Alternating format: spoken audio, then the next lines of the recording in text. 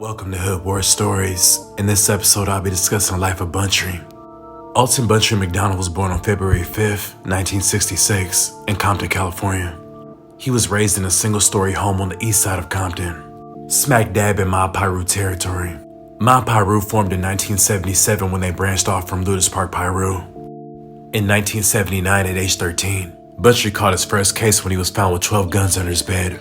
This is the time period Buntry became an active member of Mob Piru. He was big in size, so they called him Country Al, but since he was a Piru, they swapped the C out for a B, making it Buntry. Growing up, he was known for having lethal hands. Bloods and Pirus were known for their get down in the 70s and 80s, as they would have to fight outnumbered in YA in the county jails. In the 80s, his activity was at a high level. Buntry's status within the gang continued to grow. Posted up selling drugs on Bradfield and Stockton. When Santana Block crossed the dividing line and shot at them, Buntry and his crew struck right back. In 1986, the CC Riders were formed in the LA County Jail by Baby Gangster from Santana Block, with the purpose to unite all Compton Crips as one. Buntry and the mob wasn't with the idea of this Crip unification, so one day they gathered at the park to devise an attack strategy. While Buntry was preparing to do a drive-by, the police pull up and everyone scatters, and Buntry went to hide under a house. While he was under the house, a police dog was sent in. Buntry wound up choking out the police dog, causing it to flee. Buntry got hit with attempted murder on a police officer and took a plea deal for 8 years. While Buntry was serving his time, around 1988, his older brother Mob James connected with Suge Knight, and he would go on to work security for Suge during the beginning days of death row. Buntry served 5 years of his 8-year sentence, and when he got out in 1991, his older brother Mob introduced him to Suge and brought him on board. Mob passed the torch to Buntry and had him do things he wasn't comfortable doing, such as flying on planes with Suge. And when Buntry came to death row, the Pirus he brought with him from the mob were more cutthroat, which gave Suge the security feeling that he could not be touched, surrounded by killers. Buntry was down for whatever Suge needed him to do. To Suge, the loyalty of Buntry, Jake, and Huron was guaranteed, and those three were loyal to the end. But there were other mob members that weren't on the same page. An idea of kidnapping Suge floated around Mob Piru members who felt they weren't getting paid anything. When the idea was presented to Buntry, he immediately shut it down. And this is what initially prompted Officer Reggie White Jr. to come on death row to help neutralize any internal threats. Let's fast forward to 1995. Suge's favorite and closest goon Big Jake was killed in Atlanta by an alleged associate of Diddy. After Jake's death, Buntry and Suge became best friends, and Buntry took Jake's spot as Suge's right-hand man. Buntry became Suge's main enforcer.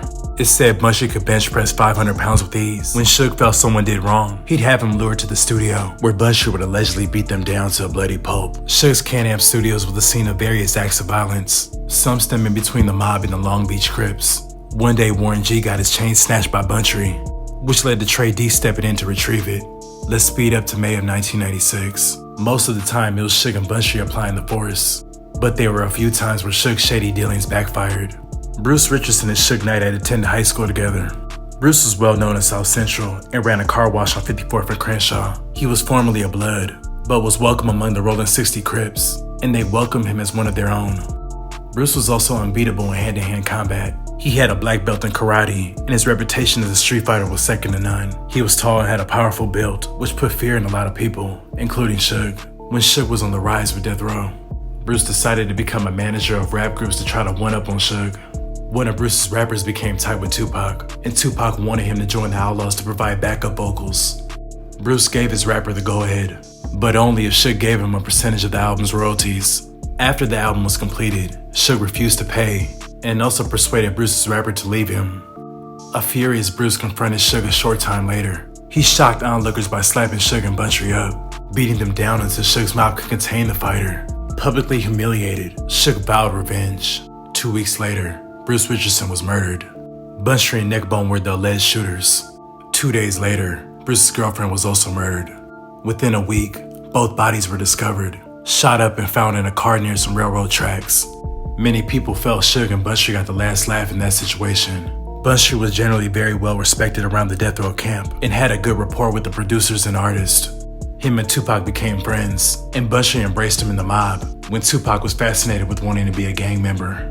Fast forward to that night at the MGM Grand Casino, when Tupac ran up on Orlando Baby Lane Anderson and punched him. Buntry could be seen on camera stomping Orlando out. Orlando Baby Lane Anderson was a top gunner for Southside. He's alleged to have been dropping bodies since he was an early teenager.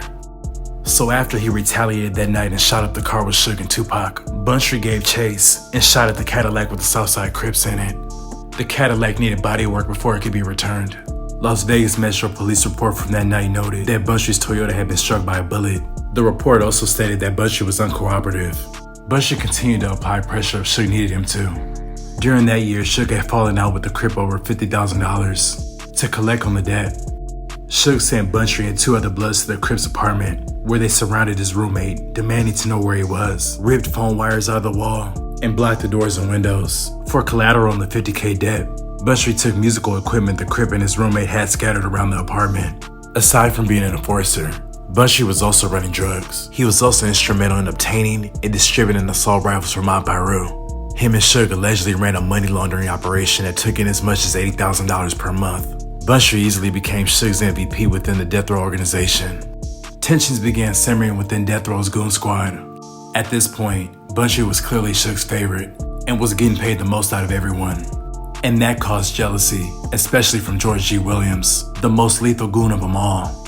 George was stealing parts out of Heron's lowrider. Suge found out and told George to return 2 Death Row cars. George refused, and he was subsequently kidnapped by Buntry, then shot in the ass by Heron. Murders in agony followed. On April 24th, 2000, Vincent Buchanan was found killed outside of a cemetery at Greenleaf in Central.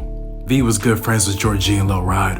Buntry and Brim Dave were rumored to have been playing the videotape of his execution in his living room. Lip Dog, who was playing both sides, went and told George about this tape viewing.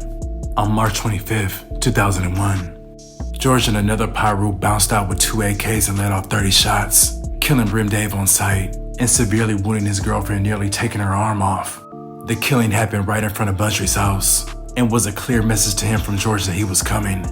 On April 3rd, 2002, around 2:30 p.m., Buntry pulled into a Shell station at Rosecrans in Atlantic. He had paid the station attendant and was about to start pumping gas when 2 men walked up and began shooting. Buntry was shot 4 times in the chest and died from his injuries. The assailants fled in a truck driven by a man with a ponytail. Police released a sketch of the suspect, and many are certain that it's allegedly George G. Williams. It's also believed that Eric Scardaniel was instrumental in setting up the Buntry murder. The day Buntry died, there were apparently 60 Mob Piru members in their front yard, but only 2 of them were down to slide with Mob James. George Williams had them shook. The next week, Suge linked up with Mob James at the funeral to show his respects. Eric Scardaniels was subsequently murdered 2 months later, in retaliation for Buntry's murder. Those 2 murders solidified the war between Mob and Looters Park, which is still an active war to this day. Buntry is remembered to be a respected general within his set and among the Death Row camp.